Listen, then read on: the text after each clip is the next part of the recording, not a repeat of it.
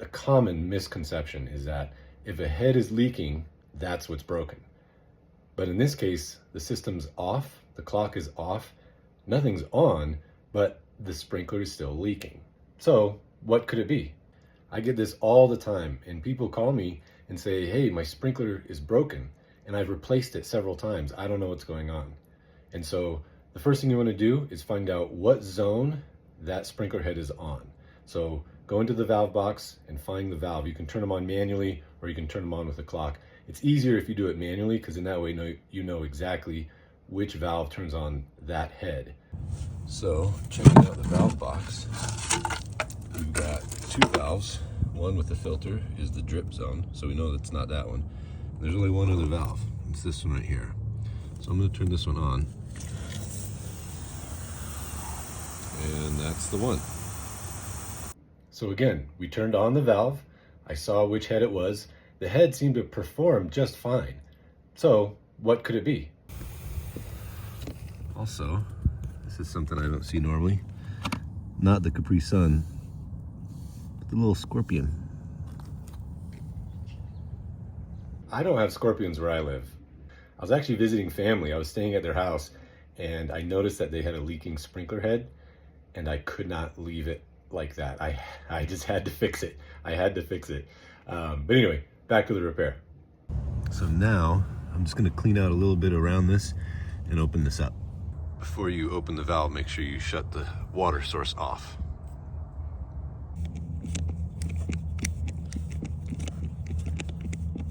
Okay, now that I've got all the screws loose, we're gonna open this up, see what we can find.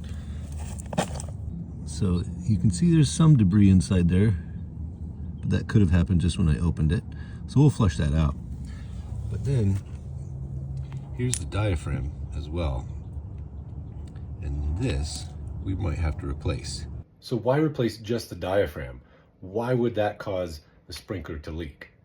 Well, the diaphragm inside is very sensitive, and so it opens and it relieves the pressure, and then the water flows through. And I'll explain that in another video. But basically, if that diaphragm is damaged at all, it will allow the water to kind of go through and unset the diaphragm, and it will open it up. Sometimes it opens it up all the way, sometimes just a very little bit, and so the sprinkler head just kind of weeps, just kind of leaks, like we see in this video. Looking again at the old one, you can see not only is this piece broken here, but looking right here, it's damaged. You can see that little dimple right there. That's preventing it from shutting off completely. So we'll have to run to the store and grab that diaphragm. So make sure that you're grabbing the right one. So when you're looking at the valve, identify what brand it is. This particular one is a Rainbird, and this is a very common valve. It's called the DV100, but Rainbird has diaphragms for all kinds of different valves. These are some of the more common ones, is the DV100. But also too, if you can't find it at your store, I'll put a link in the description below for this diaphragm, but I'll also put links for other brands so you can easily find them there. Save yourself some time. There we go. This is what we're looking for right here. Here we are. So before we put it back in, we want to make sure that we get this all cleaned out as best we can in here so that it has a good seal when you put the diaphragm back. Shiny brand new one here. So as we place it back in, we want to make sure that we line it up correctly. And with these Rainbird valves, you can see there's these two notches right here that help us line it up. Okay, so we've got the diaphragm back in there, and I just put the body back on, and we're tightening the screws down right now. But what I like to do is do screws on opposite sides so it comes down nice and evenly. Now that all the screws are back tight, we turned it on, as you can see here, and it popped on for a second and shut back off like it's supposed to.